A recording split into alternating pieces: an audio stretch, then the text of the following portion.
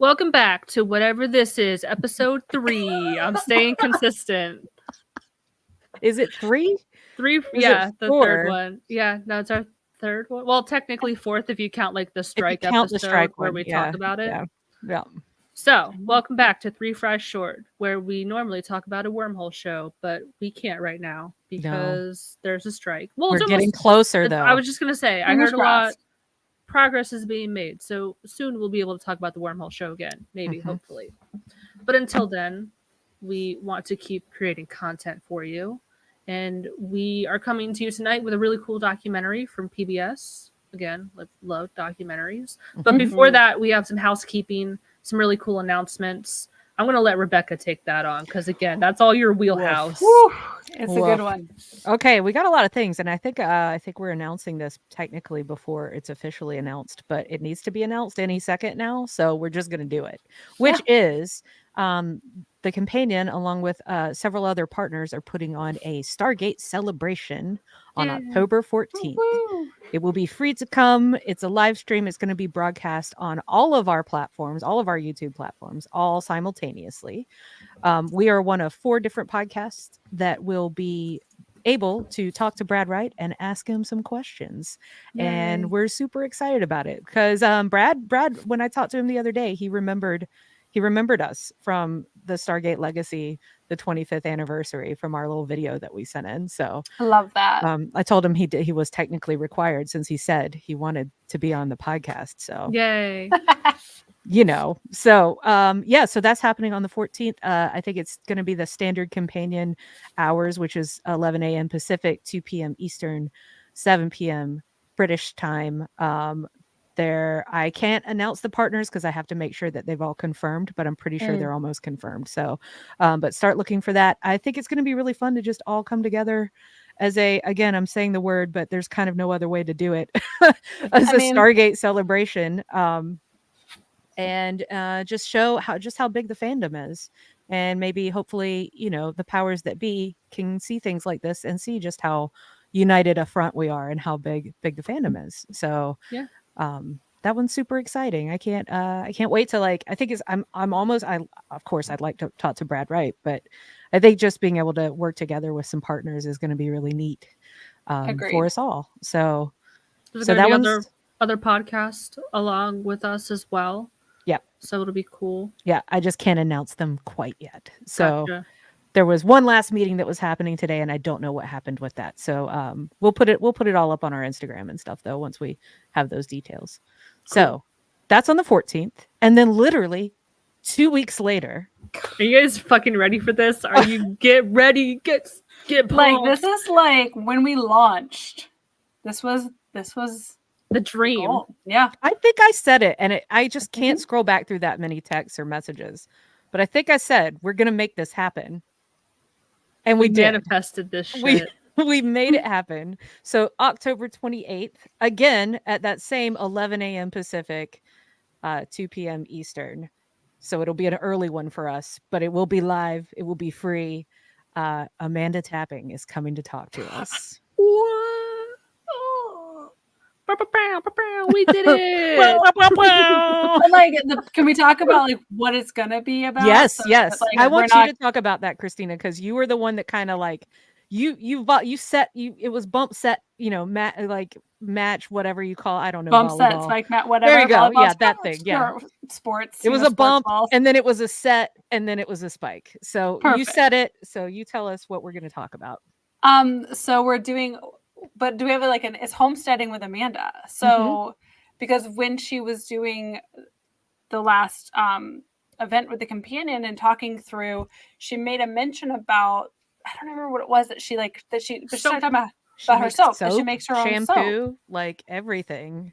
Yeah. And so I was like, wait a second. I genuinely have such a desire to be that way. So it just kind of flowed into that conversation. So Amanda's coming on to talk to us about homesteading with Amanda. So more to come on what we're going to learn about or talk about. But I did get a handy little help on dishwasher soap on not to use the plastic pod. So I'm sure she'll talk about that one. So I'm putting that into practice.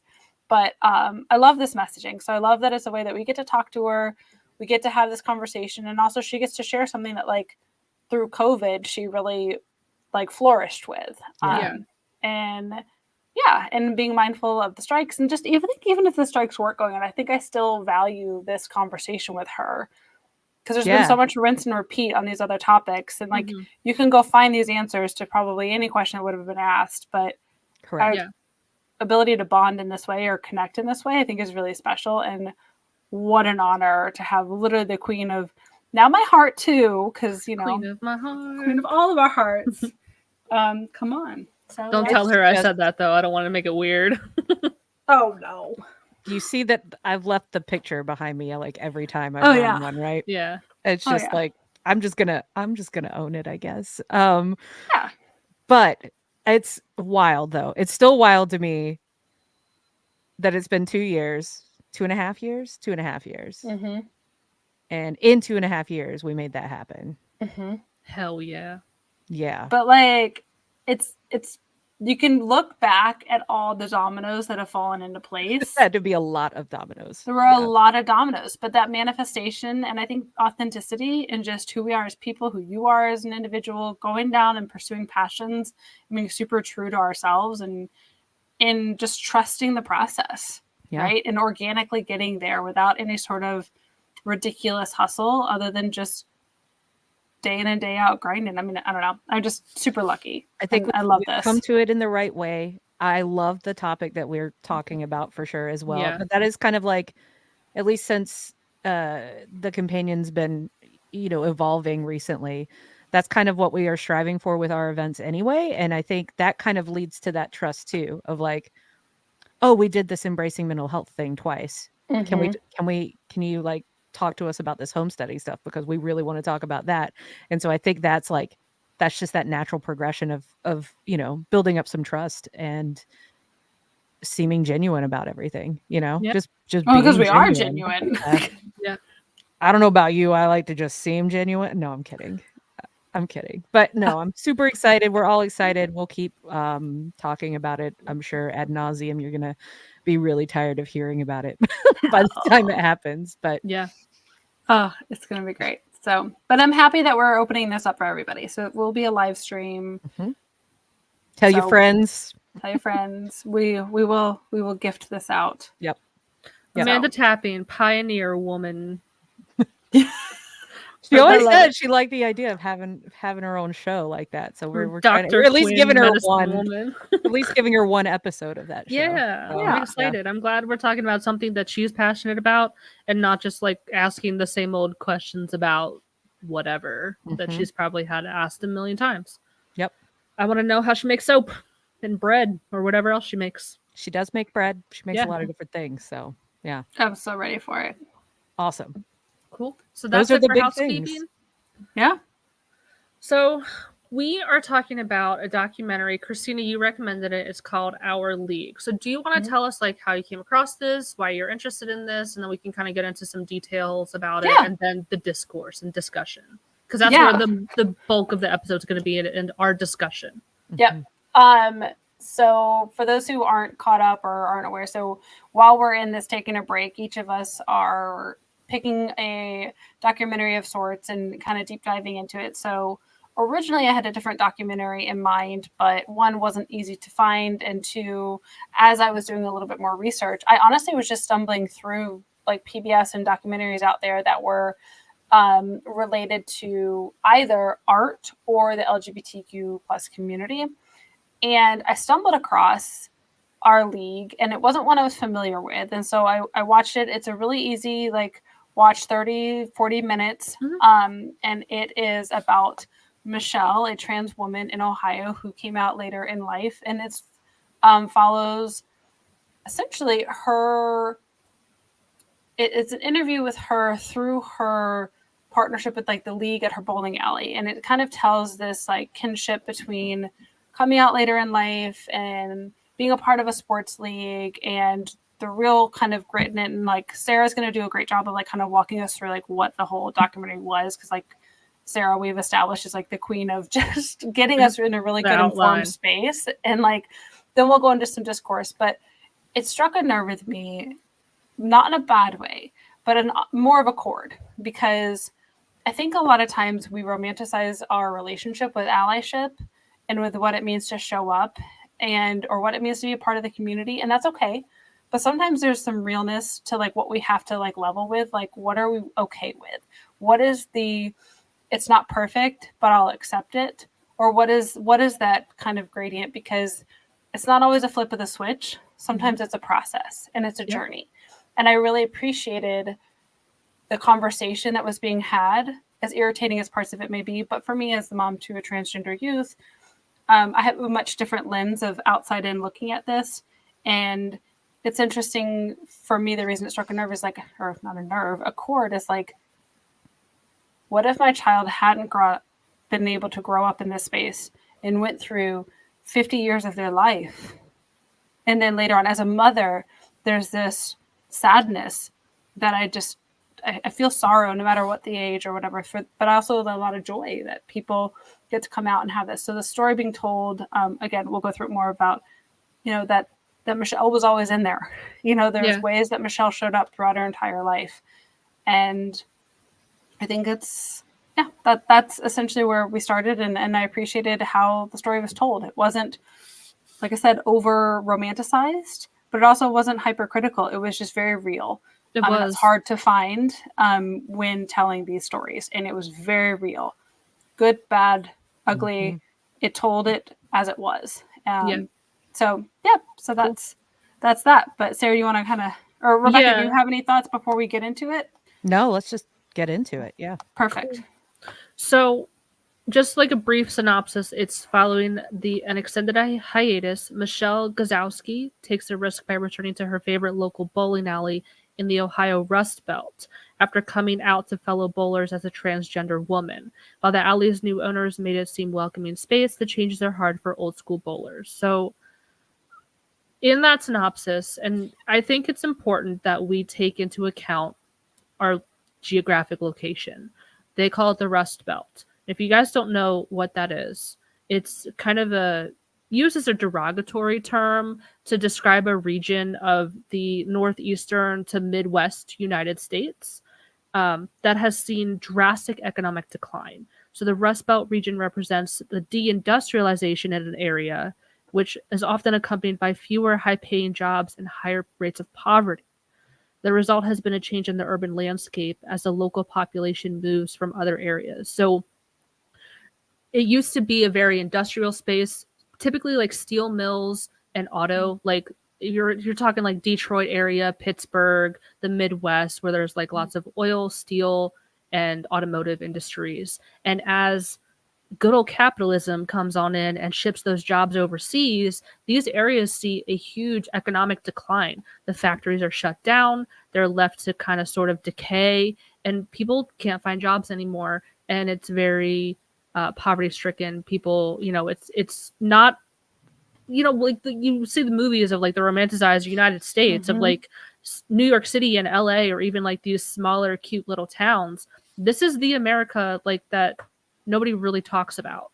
Yeah. And that's the kind of forgotten America, which I think is how Donald Trump appealed to a lot of people in these areas.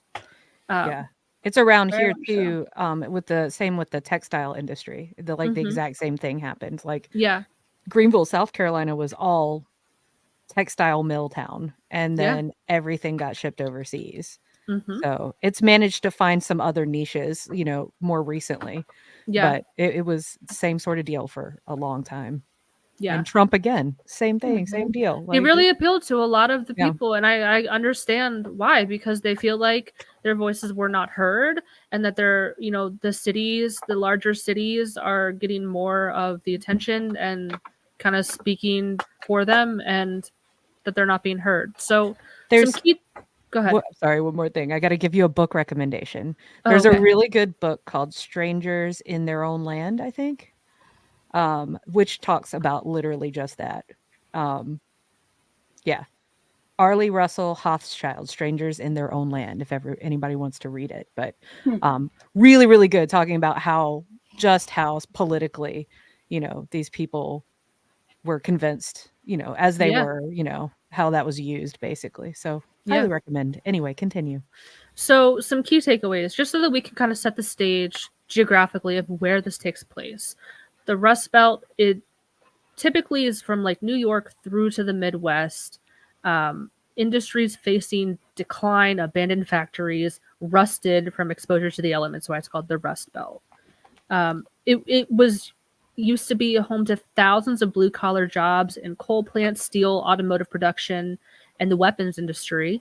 But again, it was shipped overseas. So states that include this: Illinois, Indiana, Michigan, Missouri, New York, Ohio, Pennsylvania, right here, West Virginia, and Wisconsin. And these, as I kind of mentioned before, these locations are important when it comes to U.S. presidential elections. A lot of the time, they are swing. I know Pennsylvania can be a swing state, and it's considered purple because it can be blue or red. Mm-hmm. So there's our location. We set the stage. Mayhall's is a bowling alley that was in decline, and it was brought by new owners from Brooklyn. And the new owners really revitalized it with renovations. They had like live band performances. They were adding things like gender neutral bathrooms, just like really kind of breathing new life into it. It was going to be closed down. And they actually lost like many leagues. But it has become a haven for diversity for many other people. And some of the older patrons expressed a distaste for these new owners because they felt like they had been left behind and forgotten. And they're like, well, we're just going to do things the new way and forget you. And we don't care. It's like the bowling alley is going woke. They're that crowd that's like, they're going woke. We're out. And it's like, have they really forgotten about you? Or are they just including other people and not catering directly to you anymore? Because there's a difference. Somebody would close the whole bowling alley down. Right. You wouldn't have a space at all if it weren't for them. So someone, this was a quote from somebody, I don't know the name of the guy in the documentary. He was one of the patrons of the bowling alley. He said, most people agree with it, talking about being transgender, but deep down they think it's creepy. And while this is not the best way to say this, you know, I think it's important for people like to process it in their own way, where it's like, okay, like you're saying it's okay to them, you're being publicly, okay, it's fine. But deep down, I have some emotions about it, and it's kind of hard for me to process. And I'm kind of having to confront things that I've lived with my whole life that are not neatly put into the boxes that I've assigned them. And now I'm trying to have to unlearn some things.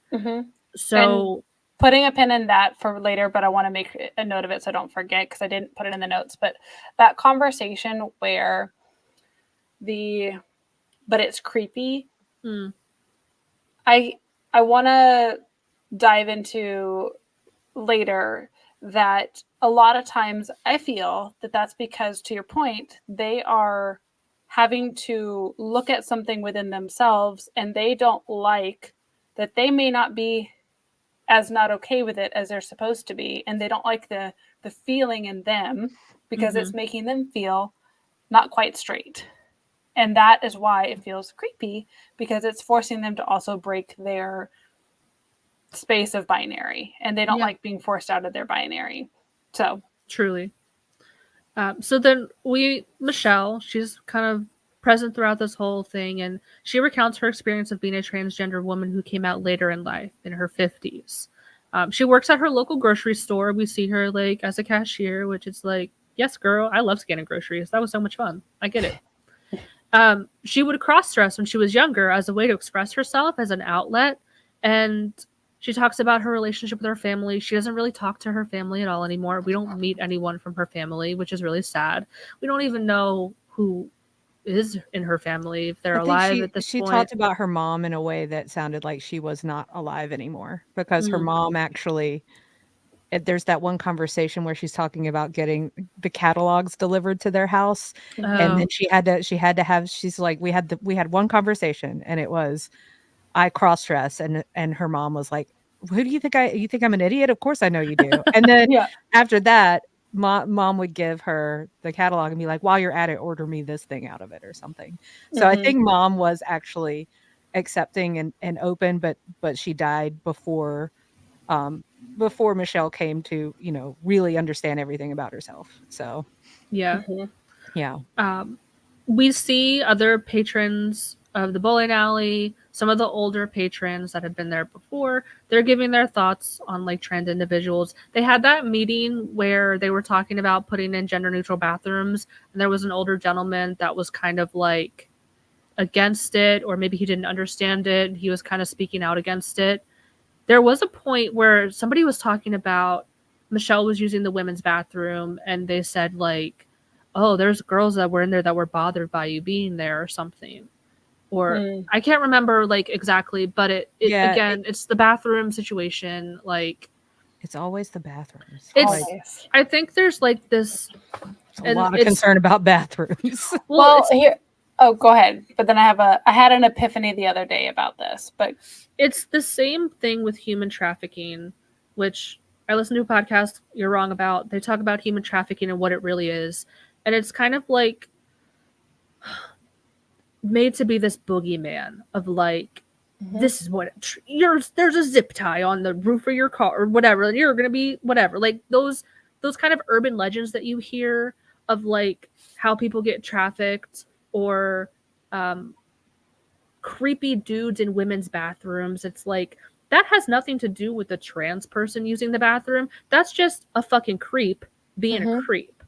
So they're just making these like boogeymen come out of nowhere when it's like just a person who wants to go to the fucking bathroom. Like, yeah.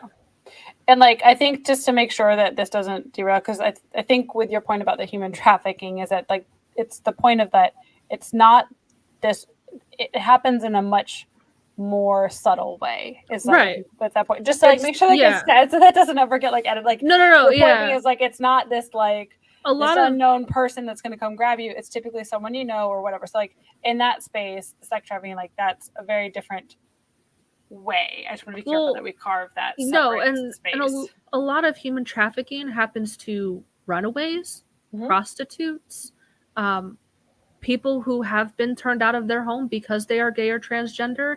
And guess, those people aren't as convenient as those perfect victims that are out there that are just like, kids that have been snatched up in airport bathrooms.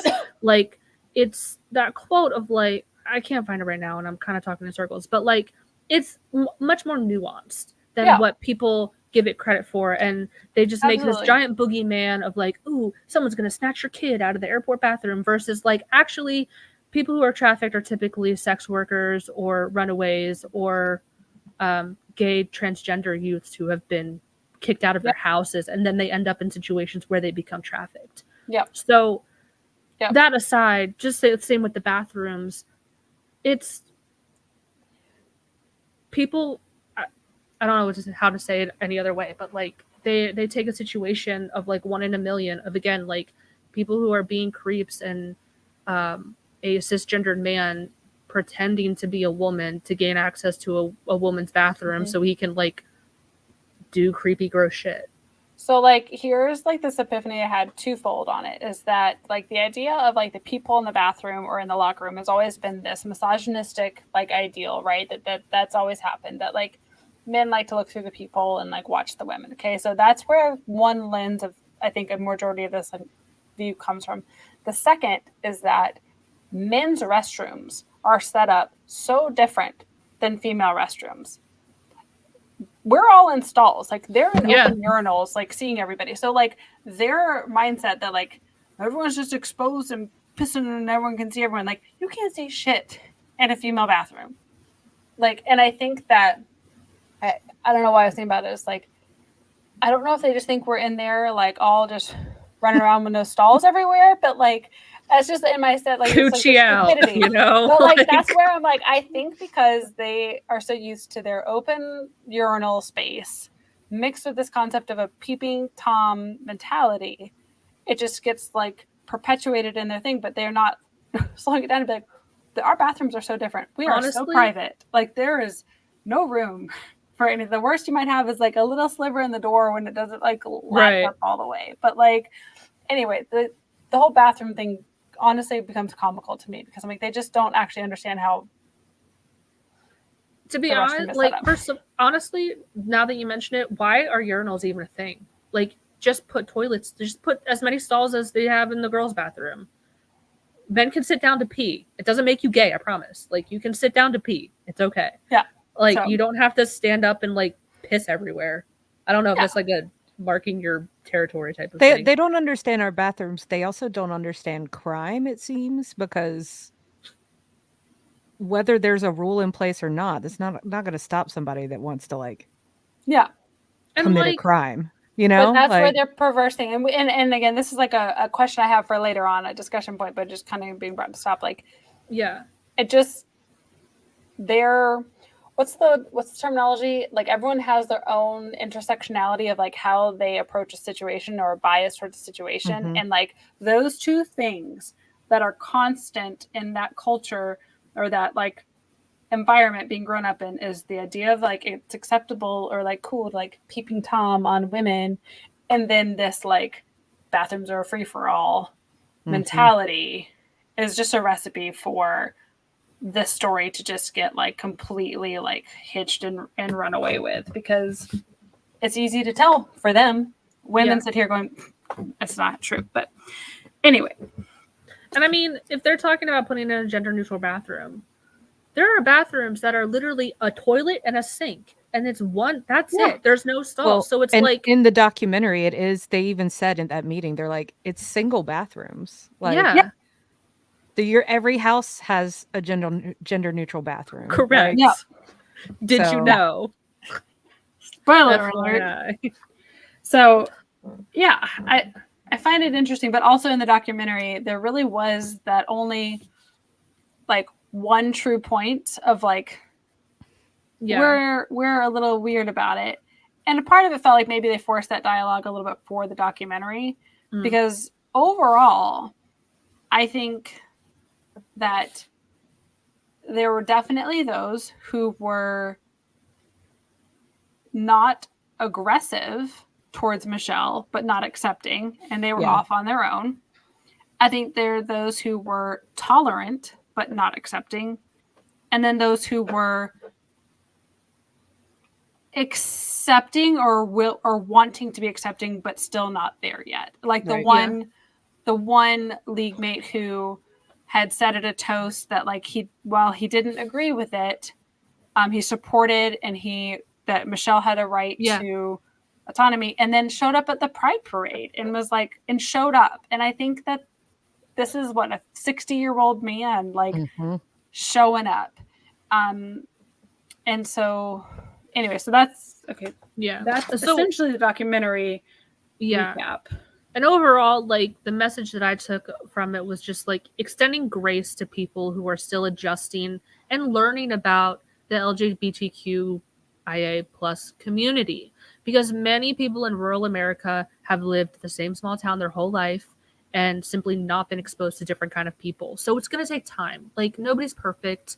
You have to unlearn shit that you've learned for your whole life. And something that I noticed was that, you know, other than when we go to Cleveland for the Pride Parade, you don't see a single person of color. So you can tell it is a very small white town with very little diversity when it comes to like race. So people that have lived there their whole lives, it's going to take time for them to adjust and kind of like get used to people who are different than them in that regard. And just maybe extending them a little bit of grace. They're not going to say things the most perfectly. They might say things maybe a little, it might come out a little rough, but if their heart's in the right place, extend them that grace and don't like jump down their throat, and just let them get there in their own space. Because if you're going to jump down someone's throat about the way they said something, you're just going to turn them away and kind of like turn them off. So as a counterpoint to that, there's one line, and I think it's kind of near the beginning, and they don't really address it after, but you hear this one line, and the one line is from one of the bowlers talking about, I'm fine with it. It's just when they just keep talking about it all the time. And that's the really interesting thing to me, because it's it's the argument that I'm fine with it, just don't let me see it. And that's what it felt like in that moment. And it made me wonder, because it actually never explained it in the documentary, whether Michelle was just being herself and referring to herself as she, and that was what was interpreted as talking about it all the time versus you know, I've known people who have been misgendered who are trans and who have like flipped out on people before. I've known that too. Yeah. So and I don't know, and what I hate is because the documentary was so short, you know, we didn't get to see an answer to that, but that one moment was like, are they saying the thing that people say all the time or are they not? I can't figure it out, you know? It honestly might have been in response to the fact that they were doing a documentary of like, Yeah, why do you keep talking about it? Like, who cares? You're just making a big deal about like something like that for all I know. Yeah. Yeah, it was just interesting because I was waiting for something else to be said about that because it is very often. And they didn't go there, which may have been good. May have been good that they didn't go there, but and so okay, well, real quick, so I want to make a point of clarity, and like I think it's fair that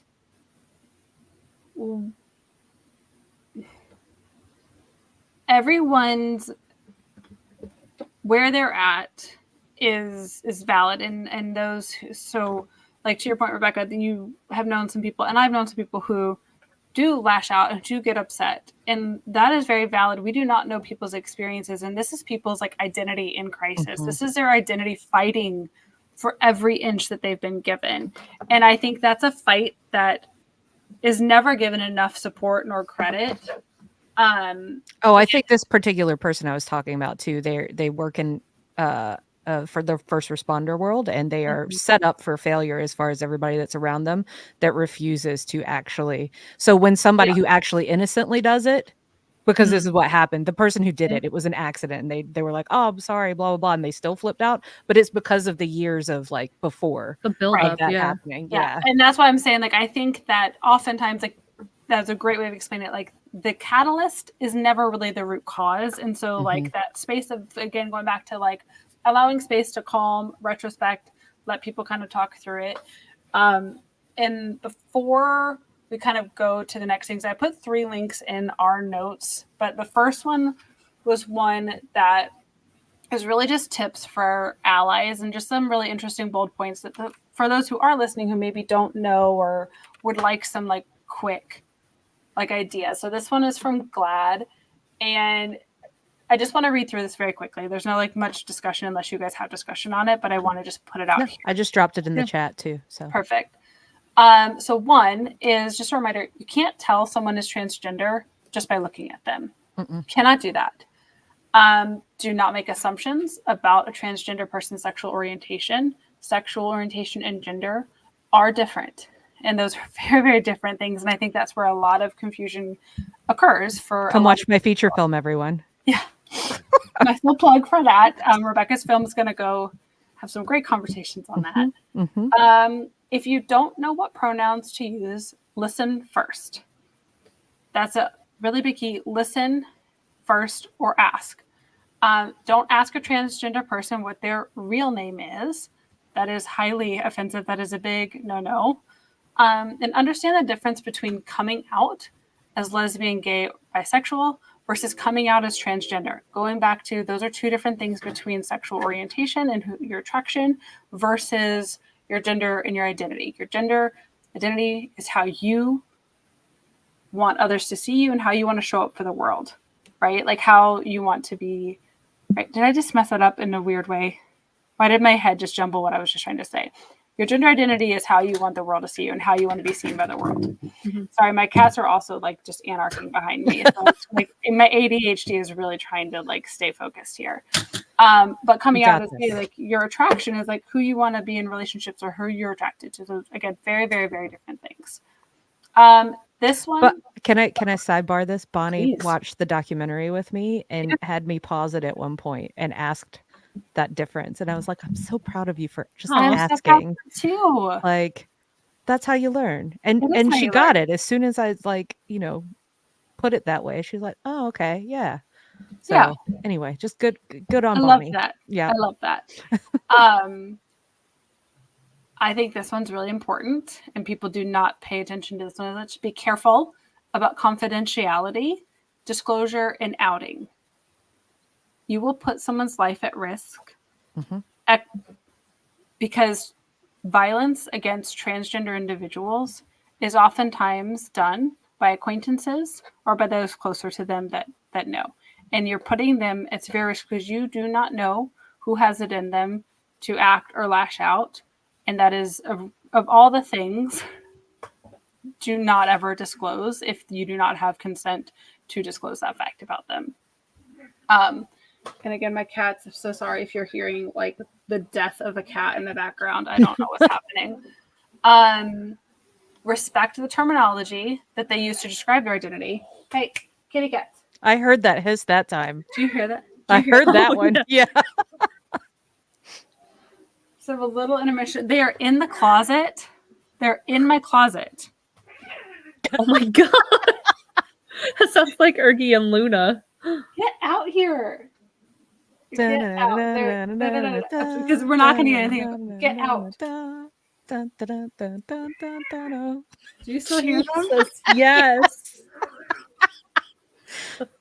I wish I could go video them. I think it's better that we just hear that going. Yeah. I mean, like, I have no idea what's happening. Oh my god. Okay, can y'all chill? Okay, I think I'm gonna move on. Okay. Okay, they're still fighting, but okay. And there's a couple more things. So be patient with a person who is questioning or exploring their gender identity.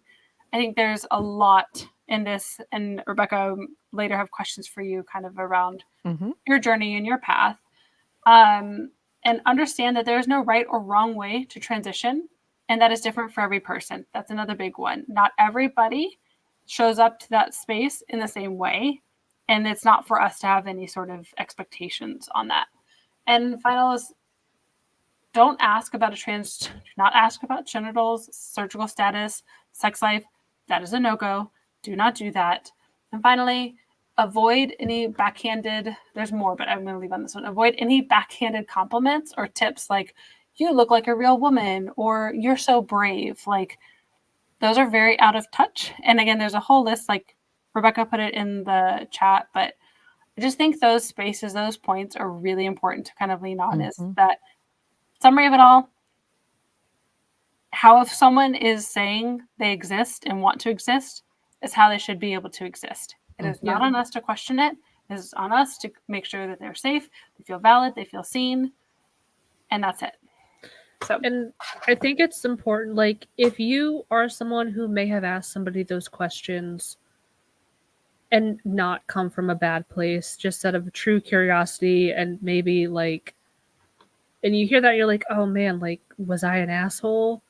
Again, like, it's all, everyone's learning, and it's okay. And like, I get that there's curiosity, especially if you're not sure, like this is some brand new thing that you've never really heard of or had exposure to, and now you're talking to a trans individual.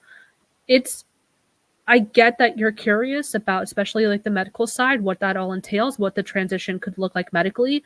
Asking them is not the right thing. Like, you can Google that shit. You Google have the whole internet. Google is free. Yeah. Like, you can, listen, I've done it myself because I'm very interested. I want to know, like, what is the process for a transgender individual, male to female or female to male? You can look that shit up online. It's free. Don't put someone in a weird situation where you're asking them, like, what is in their pants. That's fucking weird.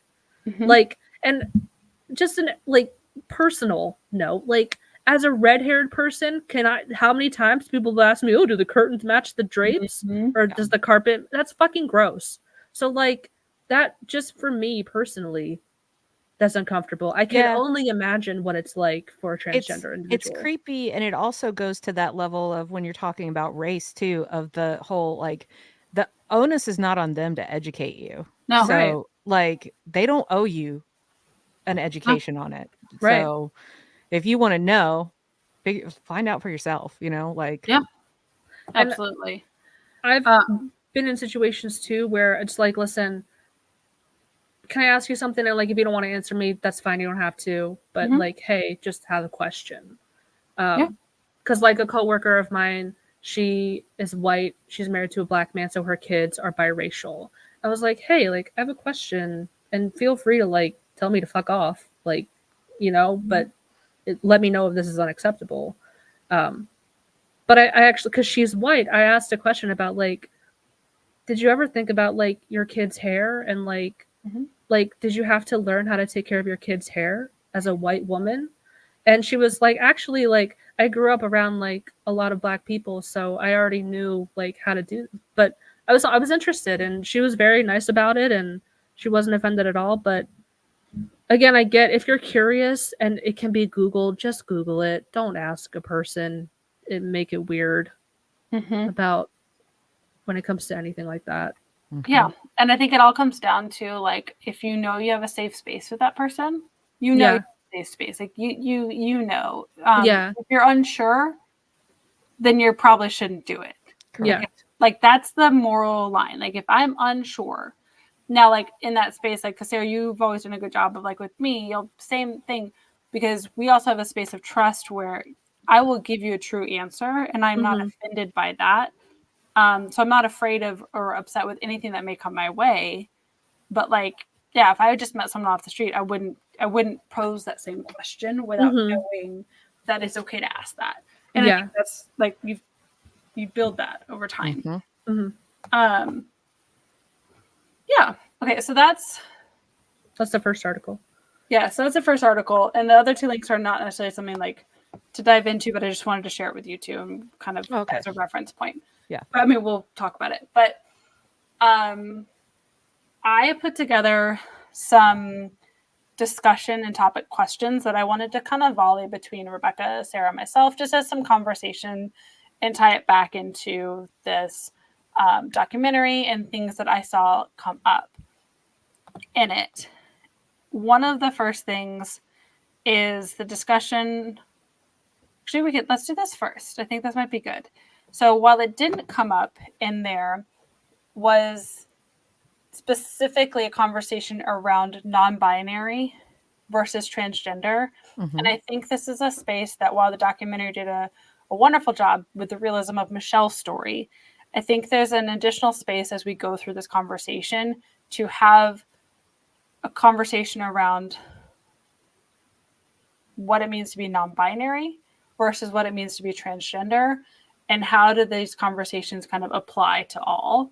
And so Rebecca, obviously in your direction, as someone who has identified as someone who is traditionally like non-binary, like I would love like to hear again your path of what happened to get to this space, and what is it like for you now when you see yourself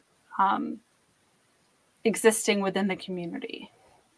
What's your comfort space there? Okay. So my story with how I came to it was I not quite as late as Michelle came to it, but it feels like almost basically I have a lot of trans friends, I have a lot of non-binary friends. Probably a higher percentage than most of the other people I know, just because of the circles I move in. I move in the art scenes and the music scenes. So it tends to attract a lot of, queer people. And so I've always been the type of person that hasn't been super comfortable being super feminine. Was called a tomboy when I was a kid, all of that stuff. I've been through moments though of like hyper femininity, of like really enjoying putting on a really nice dress or something, but I always kind of snap back to not liking that eventually. I even got like some funny rave type hair extensions in my hair like last year at one point, and it immediately gave me dysphoria, which was really weird. Whoa. Like was not expecting that at all. But my hair's been short for so long that it didn't even occur to me. Like, but it was really upsetting. I was like, I want this out immediately. Yeah. But no, I made my feature film with my creative partner, who has been out as non-binary for, gosh, at least since I was in Korea, probably. So 2018, 2017, something like that. And it's basically their autobiography of, in a lot of ways, it's their autobiography of what they went through. And like, they went through alcoholism and all these issues, struggling with their identity and their family's response, which was not good, basically. Watch the movie if you want the details. It's my second plug. But and it took me directing a whole movie about it for me to go, oh shit, I'm non-binary, and I think a lot of the hang-up was pronouns, because I don't really mind she, her pronouns. I guess I'd prefer they, them, but it's never really been like a factor for me. That probably has something to do with my age and just listening to it for so long, for 41 years, you know, like it's just kind of, you get used to it, or it just never bothered me. And I've had conversations with, especially Cristina, sometimes with some trans videos and non-binary videos and stuff. And I've always been like, it's really interesting to me that it feels like the default is still male in a lot of those spaces. Like the top surgery thing is a really big deal for a lot of non-binary people, and I totally get it if that's what you're comfortable with. But it also means that people who identify as non-binary, who don't go through those things, and this works for trans people too, because there are plenty of trans people that don't want to go through these changes, are kind of, they're not passing, you know, in their own way. So that's rough, especially as somebody who has quite a large chest, you know. But I don't have a desire to get rid of them at all. I would like to have less of them, but I think that's always kind of been a thing. Yeah. It's just oh God, that would be great to have less of them, you know? Right. And yeah, so it's been an interesting back and forth to kind of get to a place where I'm like, no, I'm still non-binary, even though X, Y, and Z, you know? Because you spend a lot of time, especially if you spend a lot of time on social media and watching those perfect looking non-binary people and going, but I don't look like that, you know? And that really, that does, like, it makes you wonder, like, oh, I guess I'm just not then? Am I not? Because you know, there's a lot of that. And it's an interesting point that you mentioned that, because no matter where we exist as individuals, there's always a tokenized, perfected, this is the utopia. This is the thing. If you're going to exist in this, okay, then great, encyclopedia definition or picture or whatever, like this then is what you look like. And that is such a disservice. But like, I think as humans, they were just default to this compartmentalizing and like putting things in. And like, there was actually a TikTok that I saw of this girl saying that she didn't feel like she was the right kind of fat. I don't know if you guys saw this. Yeah, I did see that. But like, I don't know. I haven't seen that, but I know exactly what she's saying. Because yeah, and it was so profound. She goes, you know, it's like, she's like, I don't relate, because when she like stitched this like beautiful, like curvy, like thick, she's like, okay, like that is what I've seen as like the acceptable, big is beautiful and acceptable. She goes, but I don't see me there. Yeah, she was like, no butt and no thighs and a apron belly, and I'm the wrong type of fat.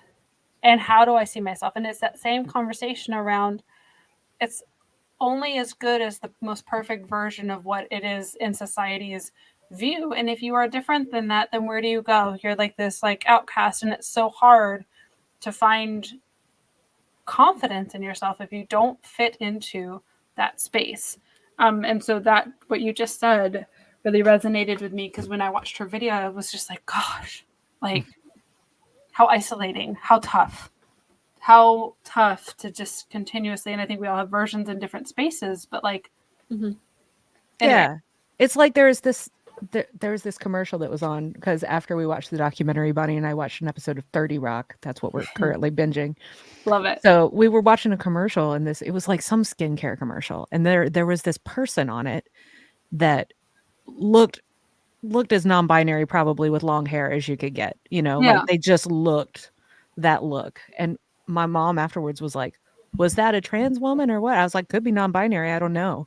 But it's just like, it's that same like, I mean, I love MJ, but MJ actually is the like peak of perfection of non-binaryism. If you've seen pictures of MJ, so it's like good on them too. I'm glad that like their aesthetic is working for them. They're happy with it and everything. I don't mind. I'm not blaming MJ, but it does. And I've had this conversation with MJ actually about how my body type makes me feel like I can't be non-binary or something, which is really, really like, that's where the difficult part comes in, I think.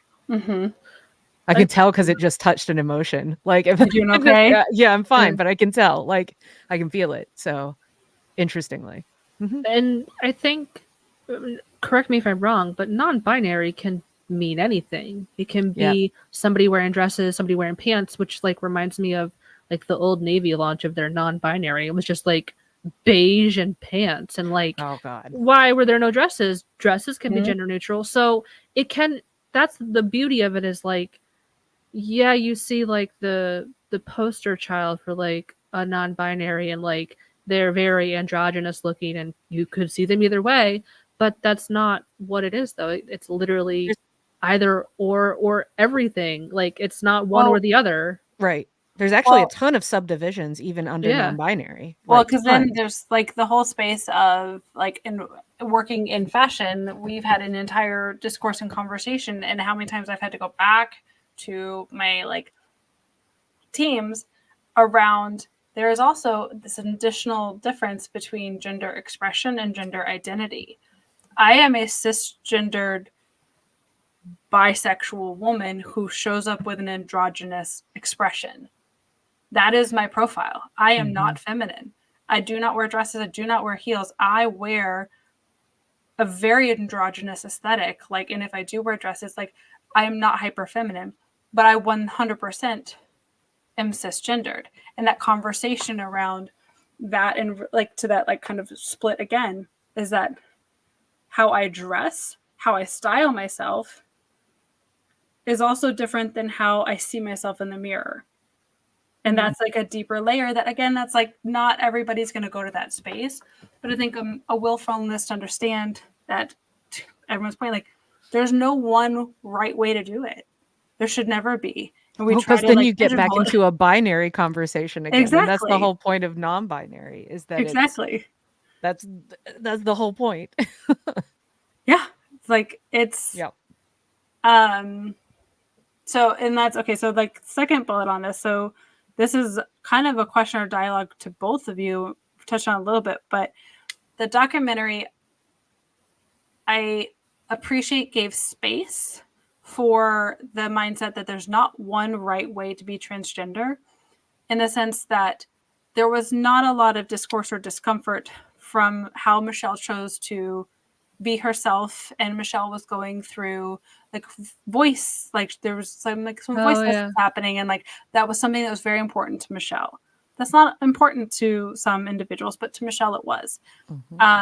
There's not a lot of like hyperfeminization that Michelle's seemed to be talking about or concerned about. And I took note of that, because the things that were important to Michelle to kind of lead with or go through the documentary sharing about, whereas like some other people, like I think about like Dylan Mulvaney on, had a lot of conversation around facial feminization. That was very important for them in their journey, was that space. And that conversation also on autonomy, on surgery. Not everyone goes through surgeries. Not everyone has that process, and it shouldn't matter. And that is not any sort of meter of like how far along your process you are or not. That's just where you're at. And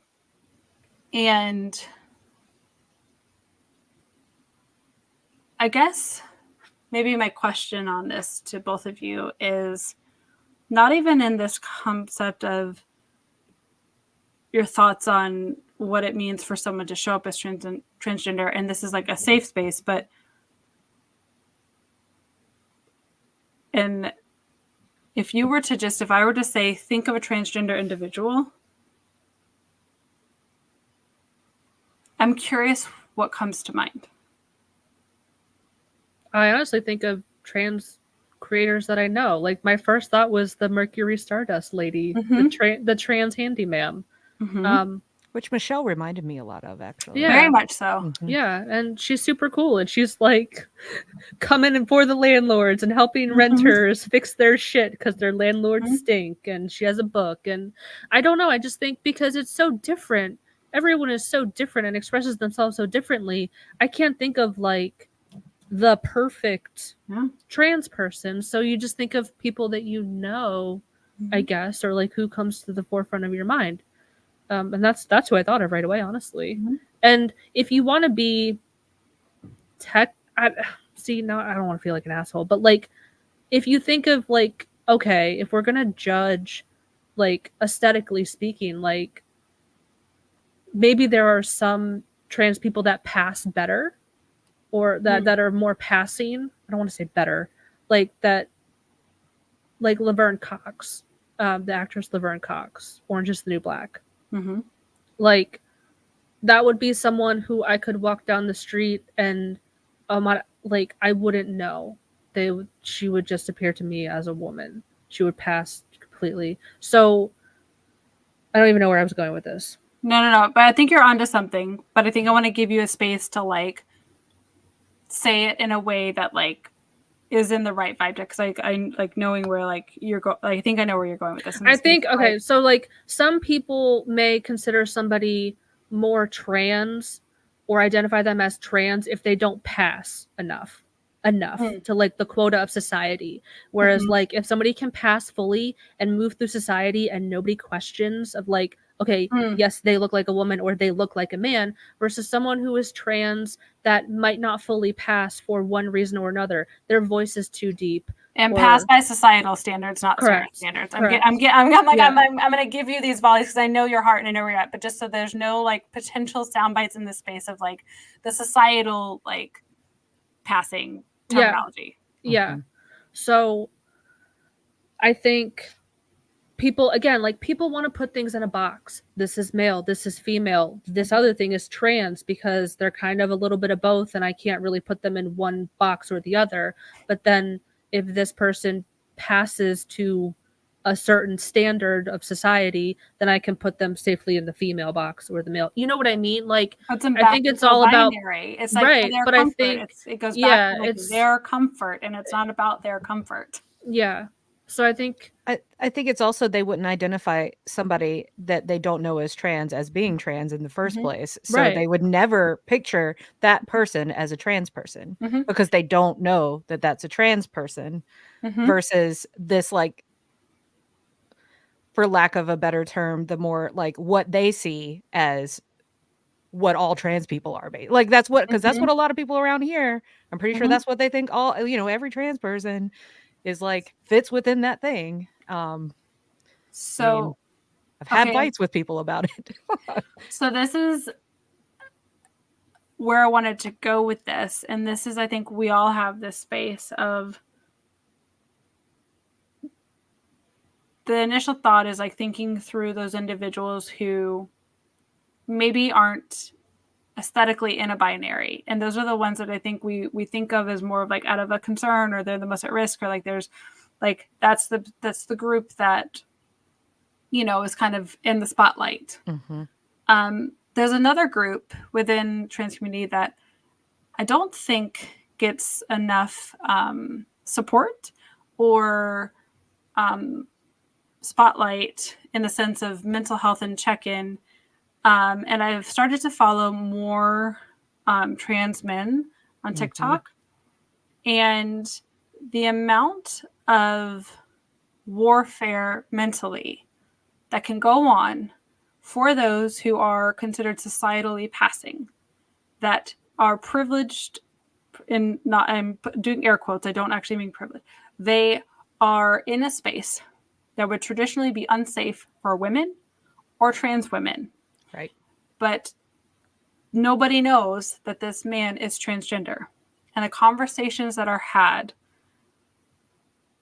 and that individual, and oftentimes I see videos where they have to, for their own safety, stay silent because they risk so much harm, because they're hearing it with such vigor. And the attacks that happen to trans men when they get exposed, the amount of rape and violence towards trans men is so underdocumented and talked about. And one of the articles that I linked that I don't want to is about underdocumented violence against trans community. But so many people talk about the violence towards trans women, which Black trans women, women of color, are the highest documented kind of group. But there's this other section that I just want to make sure I give space to, which is trans men who get into spaces where they're maybe not as obvious and they are put in very unsafe spaces, and then their mental health has to sit there in a fight or flight mode. And I just want to, like, if you happen to be one of those men or know some of the men, like, give them a hug, check in on them, because that space is terrifying. And I can't imagine that, because they have to sit there and know, like, the rhetoric that goes on. So I'll send you guys a couple of the men that I've started following and really trying to learn their stories, because I recognized in my space, I haven't done enough time learning their stories. And I think that's important to bring to light, because nobody thinks about the violence towards those individuals. It's not as well talked about. Yeah. And fortunately, the trans man friend of mine that I'm closest to works at the music bar that we all hang out at, and everybody knows his journey and everything, and it just feels so nice to know, because I do know of those, attacks and everything. It feels nice to know that he has a space like that where we all would die for him, basically, like we will protect him. Well, and like, oh, go ahead, sorry. No, that's just it. Like, it just, yeah. Because what I thought about in my question in that, again, space is, imagine that it wasn't Michelle in this documentary, but imagine that same group. And there was a man wanting to join the bowling league. And that man was outed as being transgender. I do not feel that man would have been safe in that group in the same way that Michelle was safe, quote in quotes. No, I don't either, just because of, like, they made a joke about lesbians at one point in the movie, which to me was a big red flag of, like, well, like, I'm okay with lesbians. That was a big thing in the 80s or something. Right, that's what he said, yeah. And it's like, are you okay with it, or do you, like, fetishize it? Because that's different. Correct. Yeah. But I think trans individuals offer a very unique perspective, either way, like male to female or female to male, because you have female to male who witness themselves gain that male privilege and the peek behind the curtain of what those locker room talks are like, and what in those male spaces. And then you have male to female transgender people who lose that male privilege and now operate in a world as a female presenting person, and they gain the perspective of what it is like to move through the world as a female presenting person. So I think we need to listen to their experiences, because it can really shed a light and help cisgender people really understand the differences that each gender goes through. But I've seen a lot of male transgender men on TikTok talk about those experiences of, like, how people are wildly homophobic. A lot of, like, they're working blue collar jobs, and these dudes are wildly homophobic, wildly misogynistic, and they have to stay quiet, but in their mind they're like, I am not one of your people, dude. Like, don't talk to me about that shit. But they, it's a safety thing. They can't really speak up. They don't want to, like, put a target on their back. It's a scary place to be in. It is. I have two more, like, kind of question points on this, but I think a good one to maybe go into next, actually, while we're on this, is, Sarah, our conversation we're having around the theory, and, like, again, like, this is not something like in stone, but a theory or a discussion around segregated sports and the thought process behind it. And one of the things that I thought was interesting was the argument being presented, or like a theory being presented, that while there's a lot of reasons why women's sports were created, and, like, I'm sure someone can email us with a million reasons and all the other side things, but one of the thoughts that kind of was discussed through was that in a couple different instances, and Sarah, I'll let you talk about more, but, like, there was an instance where, because, like, a woman competed, and then the next year that sport had its own league, because that woman either medaled or skilled at that level, and then next thing you know, they're like, nope, in a league of your own, so just not to, like, and not in a good. So, but, like, but one thing on it, and then go, is that I thought stuck out was interesting, is that the fact that when the conversation of transgender individuals gets brought into it, the fact that women aren't outraged at the argument that if men are saying, women, you are on your own because you're weaker than us, and then this argument that, anyway, maybe go through your thought first, and then I'll kind of end it on this. Yeah. So I gotta think. Hold on. So there are many sports that are gendered that really don't have to be. Like, let's be honest. There and some is still kind of like the jury's still out. Like, there's obviously, like, you think MMA fighting or stuff like that. Like, I think I'm still, like, honestly developing a lot of my thoughts on what that, and maybe we don't know. There's still discussion to be had, but there's many sports. One of them was figure skating. So as these organized sports were being put together, women weren't allowed to play. God forbid, like, we play a sport. Get back in the kitchen, bitch, I guess. Like, you're not allowed to play. So when women finally started to get into these organized sports, like ice skating, figure skating, they had no choice but to compete against the men. And then when they did and they beat the other men, then that following year, ladies, you have your own team, because God forbid you beat a man at a sport. We can't have that. So that happened in ice skating in 1903, and the woman's name was Madge Sires. So she was a figure skater. So when you think about it, figure skating, is that really necessary that it's a gendered sport, that it's separate? Is it? No, I don't think so. Another one, and this was more recent, I'm talking 1993, was the Olympics in rifle shooting. Again, you got two working eyes in your head and a finger to pull a trigger. It doesn't matter if you're a boy or girl. Like, so what happened was, and I have some screenshots. It was, I don't know the first name, but it was 1992 Barcelona Olympics, and the shooter, her name was Zhang. I don't remember. But she medaled. I don't know if she gold medaled, but she medaled. Yeah, she medaled in the Olympics on a gender neutral team. It was men and women. However, she was the only woman at that point. And then the following year, it was split by gender. So why does that need to happen? There are many sports: surfing, figure skating, golfing. I know we were kind of talking about golfing. Like, does that need to be? Well, they could just bring the tee to one spot. Like, yeah. That could solve that. There are so many sports that are separated by gender that don't need to be, honestly. And I think that's where some toxic viewpoints come into play of, like, God forbid, like, a girl beat some guy.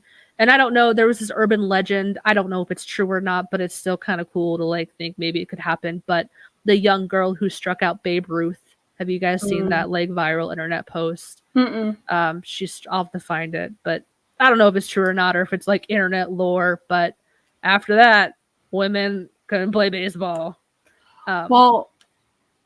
Which is really funny because, like, Babe Ruth struck out a lot. So yeah, why you got to make it this, like, come on now. She was like a 19-year-old too, so I bet there was some. Well, and so so now I think it's kind of to bring up the point that the TikTok you sent me even touched on was, so to, like, take this mindset, right, of, like, okay, so systemically the system is saying men are stronger than women have to be on their own, because even though women are proven that they can do the things, we're going to keep them separate and squash them down, and we're going to create the systemic issue with this. So then we have a lot of feminists who are rightfully like, hey, no, like, we got the strength, we're here, we're showing up to it, and like advocating wanting to have the same challenges, or that they can achieve the same things, right? So even if it is a gender separated, but, like, have the goal be the same. Like your point with, like, put the T in the same spot. Like, don't handicap anything because of it being women versus men.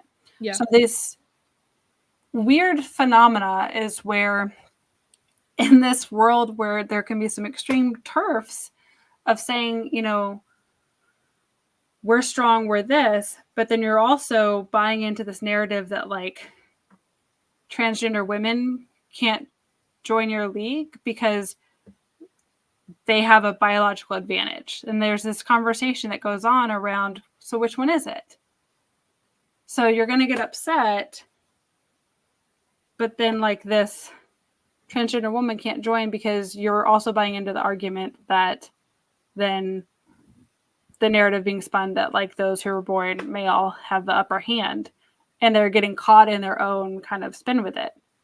Am I articulating that correctly? Or is that making sense? Like that kind of weird like mind fuck that goes on that I just like, I don't have an answer for, but I'm like, I'll stop them dead in their tracks, because a lot of, at least the women who I find getting really upset about transgender individuals and like women, or like, for example, like why I won't put Ryder in sports because I don't want to run into this problem. But I'm like, Ryder is a peanut, half the size of everybody else, and has literally no physical advantage. But I still know you're going to try to like throw this shit at me. Mm-hmm. But the people that will do it are the turfs, are the ones, and I'm like, that makes no sense. You're buying into then you're like looping the same message you're against.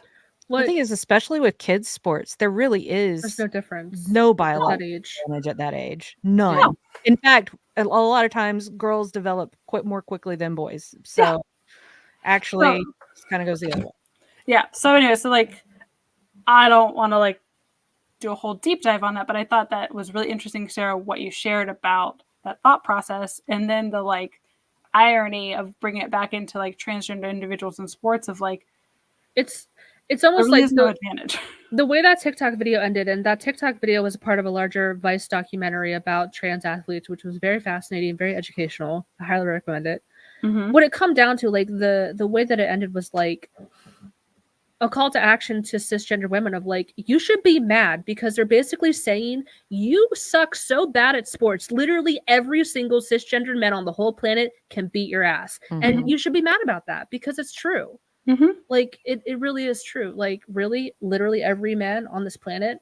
Mm-hmm. Another thing it's that like trans women can compete, but God forbid they win like one time. You know? Which is another thing that Vice video goes into is the media spin and how they put a spin on it, where it's like a trans athlete wins 1 gold medal and it's they dominated the sport, but then they don't focus on the 17 other times that they lost or didn't medal. It's just the one time.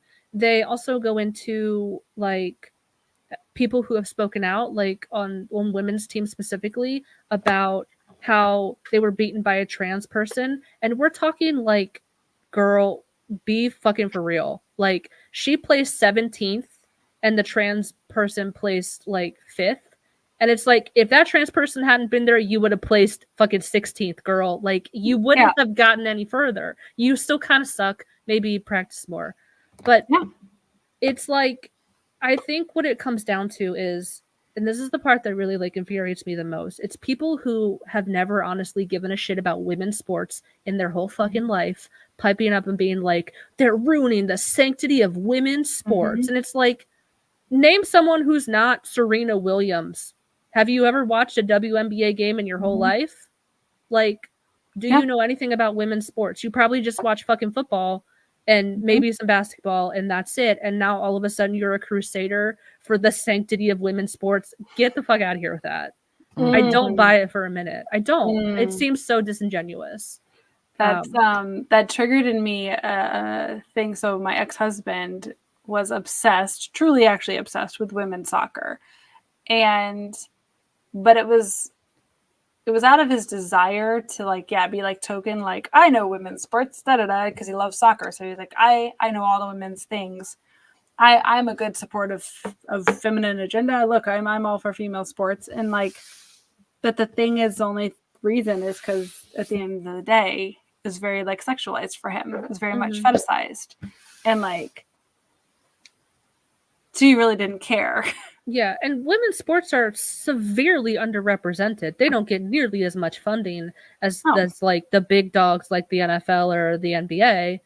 But then when you watch the Olympics, what's the best ones? The figure skating and the gymnastics, dominated by women. Women's sport. Like people, there's a desire for people to watch that. People want to see that. Or like I can't name one single male tennis player, but I know who fucking Serena Williams is or Coco Gauff. Yeah. Like, I know them. Well, and I think it's fair, and I also don't think any of us are like avid sports fans to be like, you know. Not. So I think that's like a fair thing. Saying, but like, yeah, but it's again, it's like these people who have never given a shit about women's sports in their entire life, protecting all of a sudden give a shit. The quote unquote, we have to protect the real women. And it's like, you've never fucking cared about that at all. So please shut up and go watch the Eagles play, girl. Like, bye. Yeah. That's all you really care about. Did I tell, and I know I want to be mindful of our time, but did I ever tell you guys about my Starbucks experience with the couple that came through? Yeah, I remember you talking about it. That sounds familiar. Okay, so like, I've always wondered what I would do if I heard that conversation in front of me. I always wondered, because I can be a little bit of a quiet mouth sometimes, and there's sometimes where things come up and I'm like, I'm gonna regret I didn't say anything, but I'm just not gonna say anything. Because I can get real confident online. I can get real confident. I'm working on my confidence in real life. But I remember I was sitting at Starbucks, and I think because it's the one I always go to, I felt more confident there because like at least like I knew people that worked there. They knew me, so it wouldn't feel like totally like I was gonna get kicked out if I created a scene. But I'm sitting there, and this couple comes through, and they're mid-conversation around teenage women, trans girls in sports. They were deep in on the conversation, and the wife was so volatilely giving her Fox News rhetoric on it and just spewing off talking points. And she was being incredibly loud. So I got up from the table, and I went over, and I just like tapped her, and it was one of those, like, I think my mind just went shut off, and I just went into autopilot mama bear mode. I tapped her and I said, to be honest, I know I'm not going to fucking change your mind, but if you could tone it the fuck down, because I have a transgender daughter, and I'm so incredibly infuriated at how loudly and aggressively you're talking about this. So I don't give a fuck. Have your fucking opinion, but maybe don't maybe be mindful of your surroundings. Mm-hmm. And then I went and sat down, and her husband was like, and I thought this woman was going to come at me. But like what happened was like she snapped out of it. She got her coffee, and then she came over and like sat next to me, and she was like, I am really sorry. She goes, wow. And my husband is really embarrassed and had been trying to tell me to stop the conversation, and I kept going. And she goes, can I sit down for a second? I said, sure. She goes, I'm really sorry, and I don't know what I'm saying. And I was like, it's okay. And she goes, I don't know, but my husband's mortally embarrassed and wouldn't let me leave without me coming to tell you. She goes, because I'm also embarrassed. She goes, I'm heated on it. I know I don't know all the facts, and I'm trying to have a conversation with him about it. And she was spiraling. But she's like, but she was spiraling. Mm-hmm. And she's like, and I wasn't listening to him because I guess her husband was trying to give her discourse and conversation. She was spewing back just the rhetoric, the talking points. And so it was weird. And she just, and so I was like, oh. She goes, and I recognize my privilege in the fact that she didn't come at me aggressively. She didn't do that. And that's a very rare occasion. But it really caught me off guard. But it's one of those moments where I'm like, at least I went into autopilot mode and I cursed somebody out. So I feel good that I didn't like totally unmama bear in that moment. But it's just a lesson in kind of moving into the other two bullets of like a really big mindfulness. And like, if you are in a space where you're growing or you're wanting to learn more, one of the things and why this documentary, going back to that, like resonated with me is that it's a very realistic way of showing where everybody was at. And I don't agree with a lot of the commentary that was brought back, but I do appreciate that no one was putting Michelle in a place of violence or threat. Yeah. And that's important.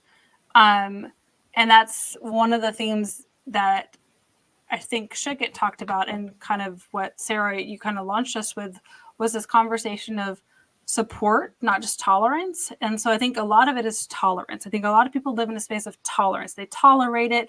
They don't want to instill any violence or hatred towards it, but they don't understand it. So they tolerate this idea of transgender individuals, which isn't even an idea. It's just transgender people existing. But in their mind, it's an idea, and they're going to tolerate it. So I think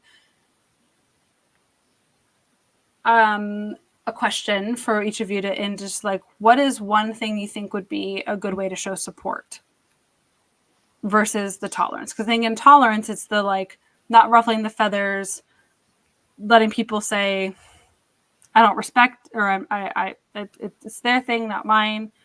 But like, what are some things, if people are listening, like, how do you show support? So like an example is, like for me, I try to be thoughtful about, if I'm going into a meeting, I try to always like create space for pronouns as it's acceptable, and just say like, hey, if anyone has, and I usually start with like, hey, I know sometimes like if anyone has a preferred name or anything that's not what you see in front of you, can you just let me know? And that's like a support way. So I thought maybe we could share like if we have ideas or questions about what support could be, but that's one way, is showing up and saying like, hey, are there any preferred names or pronouns? Like, how can I make sure everyone is seen and heard? I don't know if you have any other Yeah, options. I mean, I've done that too. I did it with the most recent Amanda event, especially, which got a little interesting pushback from 2 people. Yeah. But I mean, it wasn't terrible. It feels like a lot less terrible than maybe it would have been like a year or 2 ago. But yeah, I think not only asking pronouns, but like if you use pronouns that match your assignment at birth, you can still say what they are. Like when you introduce yourself to somebody, like, hey, my name's so and so, I use she her pronouns. How about you? You know, if people get mad at you about that, I'm sorry, you know, but that's kind of the way I feel like it just normalizes that conversation. You could like meet somebody that you're fairly certain is cisgender, and you are cisgender, and you could introduce yourself with your pronouns, and they could introduce themselves with their pronouns, and they match your assignment at birth. And that would just be a wonderful way to normalize that conversation. I love when you see it in emails, when it's like clearly a like, for instance, a woman's name with she, her pronouns underneath it. I'm like, thanks for at least like putting that in there, you know, like, Yeah. I try to keep it on my Zoom stuff these days, just so like, it kind of, because I did that, there was somebody that was in one of the sessions one time, and I think it was one of like our social hour or trivia or something, but they felt comfortable to message me on Discord afterwards and like have a conversation with Oh, me. wow. And they would not have done that had I not put that in my profile or like in my little name spot. I think that's a huge one, because a lot of times the support things for me are like actionable in a moment sort of thing. Yeah. But that's something you can do proactively instead, you know? Yeah. So, Yeah. I think for me personally is always educating yourself, because again, it's not on other people to educate you, and don't expect other people to educate you. Yeah. Because I think when you look at all of us here, like we're all very like, we have Rebecca who represents non-binary, Cristina, your kid is transgender. I'm a cis white woman who has no one in my family as transgender or binary. So like we all come from very different walks of life. So I think each of our different perspectives can maybe reach out to someone specifically, or help someone identify. But continuing to educate yourself and keep up on the terminology and know what's happening. Be aware of the world around you. So like this happened probably like over 10 years ago when I was working at my grocery store in my hometown. We had a customer who, I don't know, I never really asked, and back then I didn't really have the space to ask, but I would assume is transgender woman, who probably came out later in life. And I remember specifically when I helped that customer, I didn't know what to call them, she, her, he, him. So I made sure to use gender neutral pronouns. I could do that 10 years ago. So I'm like, I don't want to offend this person, and is asking what they would like to be called. Like, would that be offensive too? So we're like, oh, they would like their stuff double bagged, or can you help them out to their car? Real fucking easy. I could do that 10 years ago. You can do it today. And then another thing, this is really, really hard for me, and that's to not remain silent. And that's something I learned from that book, White Women by Regina Jackson and Saira Rao. Silence is violence when it comes to racial problems and LGBTQ issues. It's hard. It's so hard to like stand up against somebody, especially if you know them. But trying to break that silence, and it could be as easy as saying like, "Oh, that's a really fucking weird thing to say out loud. I don't think you meant to say that out loud, did you? That's weird." Like calling them out like that in kind of a cheeky way and kind of making them a little bit uncomfortable. And not just being like openly confrontational of like, you're a piece of shit. Like that's hard. You don't want to do that in like everyday life, but maybe trying to break your silence. Maybe not every day. Maybe maybe my dad, that's my final boss. I love this. But like just, and it's so hard, but recognizing your privilege wherever you may stand as a man, a woman, a white person, a cis person, and trying to break silence and not just let stuff happen without saying something. And I've had moments of regret where I'm like, I really wish I would have said something. And it's hard because in the moment, sometimes I think a lot of the time in the moment, I am just the woman was too stunned to speak. Yep. Like, I'm just like, is this really fucking happening right now? Yeah. And then also having to interview people for a living, like you kind of learn to lock shit down of like what's appropriate to respond to and like trying to hold your reaction back when people say off the wall shit. So working in customer service, it kind of like trains you to shut the fuck up and not say anything and not be confrontational. So it's hard to really break that. Can I offer though that if you can, especially if it's somebody you know, if you can do it the right way, it can be like the most rewarding thing ever. Because I worked in EMS, which is traditionally, at least down south, it's pretty conservative. I had multiple partners, and this is like you're in a truck with them for 12 hours a day. Like it's you and them. And I had two specifically that kind of threw out some kind of unfortunate terminology and everything randomly throughout the day. I even had, oh God, I forgot about the big one. I was standing in the ambulance bay, like with all of us like that were there. We'd just taken our patients in. We're like shooting the shit while we're getting our stretchers redone and everything. And somebody had brought a car accident person in. And they come back out and they're like laughing hysterically. And we're all like, what is it? You know, blah, blah, blah. And they were like talking about how like this woman had a dildo in her pants and blah, blah, blah. And I like, they're laughing it up and everything. And I'm like, that was a Packer. That is a trans man. Calm down. Like, oh, wow. I just straight up said it and like killed everybody's mood, but I did not care, you know, like that is not okay.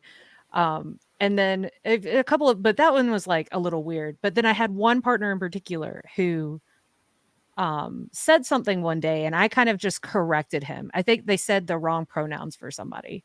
And I said, I just corrected the pronouns. And then after a couple hours that same day, he was like, hey, can I ask you some questions? And we had this like really great conversation. And then he said, I want to try to be like more considerate of it. Like, so he was already kind of there. It's not like I changed his mind completely, but it just felt so good to be like, oh, I'm going to give the correction in a really nice way. And that's going to spark a really good conversation instead, you know? Well, and I think that's that's like the whole point of it, right? Like meeting it with kindness and with like appropriate level of firmness and validation. Yeah, and you can't be wobbly because that'll like, that throws them the other direction they too. Smell the fear. It does. They smell the fear. It does. And like that was like actually kind of like the last bullet point of like or question that was or commentary to kind of round out this whole documentary was like approaching this conversation or this situation with a lot of grace, a lot of patience, a lot of firmness though. Like your allyship can be kind and firm. You do not have to be aggressive and volatile unless you're under attack, but like meeting it with kindness and I don't know, I think those are really great stories, Rebecca, that you just shared around just like really firmly standing up for the person and not martyring yourself to it. You're literally just saying your shit and moving on. Yeah. You're not like, look at me, I allied for you. Yeah. Like, Yeah. I It want to actually go turned far. into this much longer conversation, and I got to explain. I mean, he was an older guy, you know, he's just never has had to deal with it. Like we talked about, like a lot of these people in the documentary. So it felt really good for him to be willing to listen to me and then to like actually take what I had to say. And then he said, I'm trying to learn more. I'm not good at this. And I'm like, that's okay. You know, like we're just going to have this conversation. When you're stuck with somebody for 12 hours in the day, you don't want to create a volatile situation. Yeah. No. But I think it's great that he is trying to learn too and like learn the right things to say. And I'm a very big proponent, like words and language really matters. We might not think it does, but it really does. And like one thing that really bothers me is when I hear people say the illegals. Illegals are just that term, I hate that. Because that's what Jewish people were referred to as in World War II before the Holocaust. They're illegal. So that terminology, like, it carries a lot of weight. And like some things are dog whistles where they have that double meaning that signal to like groups of people like what they really mean. Language truly matters. And I've corrected people. I was like, don't say illegals. They're undocumented immigrants, undocumented or immigrants. Like, I don't, it leaves a really bad taste in my mouth. And it truly, language does matter when it comes to stuff like that. I agree. Yeah. Do you guys have any final like thoughts or commentary on it? Yeah, one thing that I kind of wanted to touch on back to like the trans sports, because we were kind of talking about like the boogeymen of like the boogeymen in the bathroom and the boogeymen traffickers or whatever. And I think there's this kind of like boogeyman notion of like there's going to be this person who's like a 35-year-old man who just sucks at sports, but he wants to win. So he's going to transition so he can compete against the women and dominate. And that's the boogeyman. All of these men transitioning so they can beat women in sports. And that doesn't happen. When you say that out loud, it just sounds as ridiculous as it is. When you actually say it out loud like that, I just started giggling just now because I'm like, but you know, there are people that think that's what's going to happen.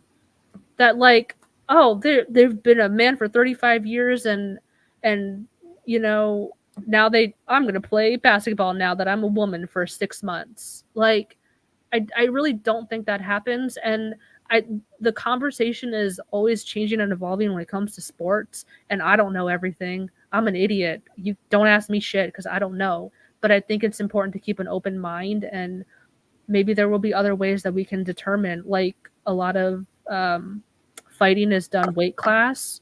So like even then they subdivide up groups of men and women based on weight class to make it more fair. There are ways to make things more fair. And I don't have all the answers. I don't know what the answers are or what could be a possible outcome. But to just openly be like, fuck you, get out. Like, this is our club. We're not going to let anyone in. It's not fair. Like, I just try to keep an open mind like that and try not to think of the boogeymen of the 40-year-old man who transitioned 5 months ago and now he wants to play Olympic weightlifting. You know what I mean? Like, I don't think that happens. Well, and I think it's interesting because I appreciate the documentary is called like Our League, kind of to like talk about like it's our league, it's their league, which is this like hybrid space where like traditionally, like you're saying, like in other sports, it's such a binary gendered space or there's such a hot topic. But I appreciate like, at least here they're saying this is our league. It's not perfect, but we're gonna let this ride how this is.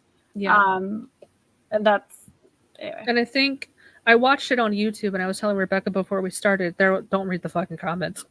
Oh no! Oh, I did. I made the mistake. There was a comment that said, as long as they're not taking the place of a real woman who wants to play. And it's like, bro, it's bowling. I don't think bowling is It's a split by small gender. town bowling league. Like, it is definitely not. There we go. Again, they're crusaders for the women's sports. The sanctity of women's sports coming to play for Mayhall's Bowling League, Ohio. Mm-hmm. Like, it's stupid.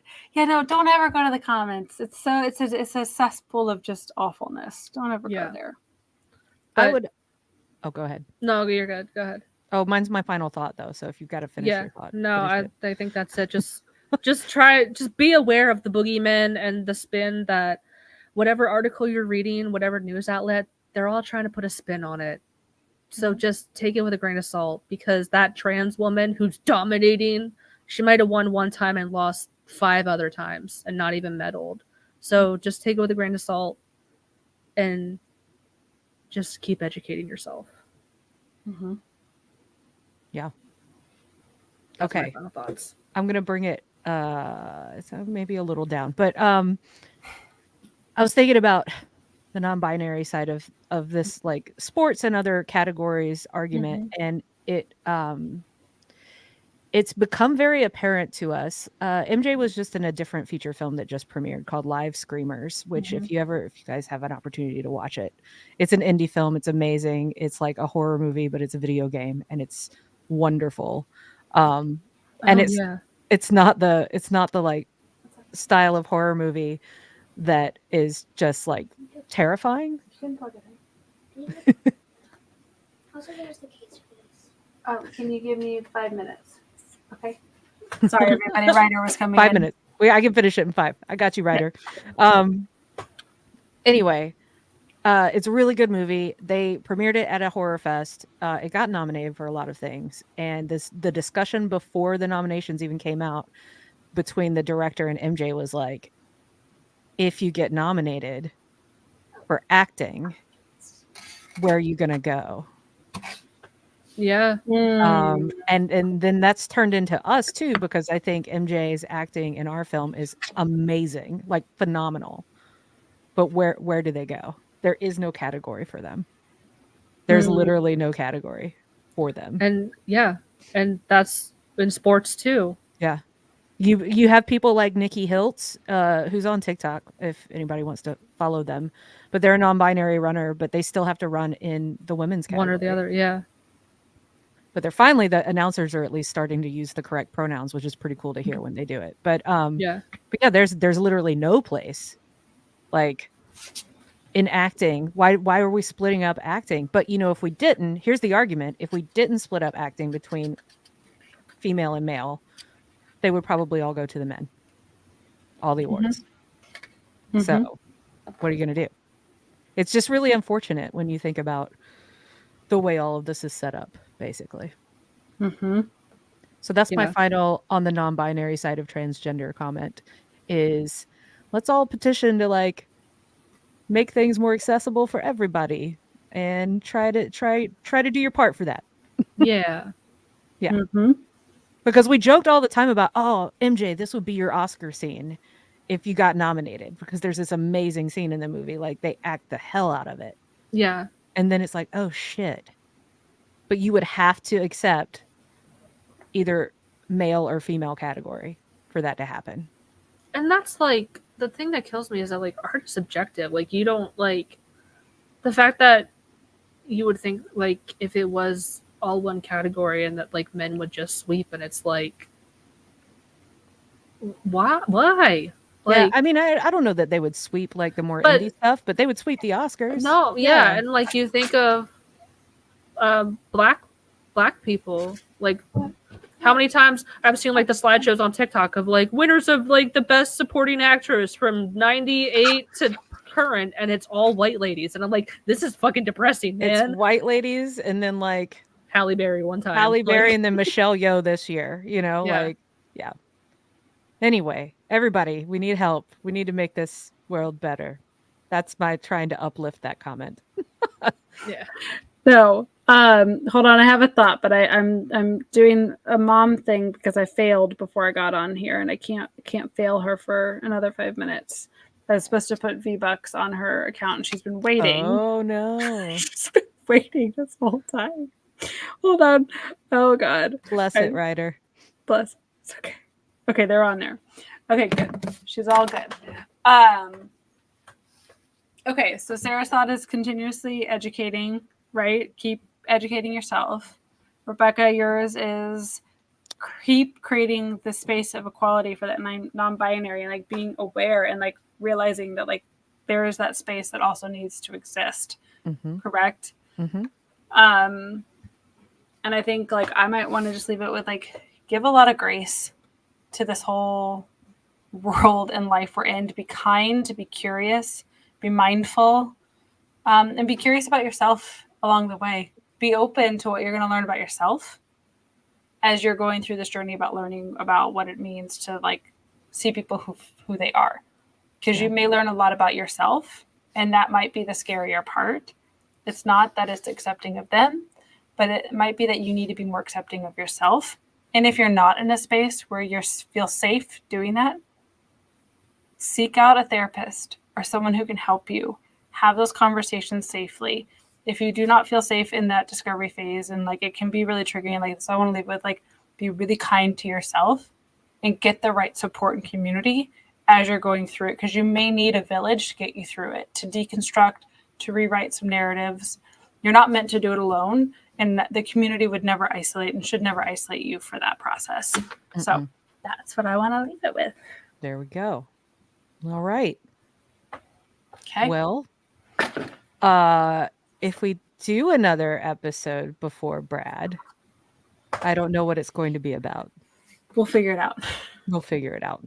We'll let you know, or we won't, or we'll let you know 2 hours before we come on. What, you know, it's you know how we roll. We're free balling right now. We're free balling the whole thing. All right.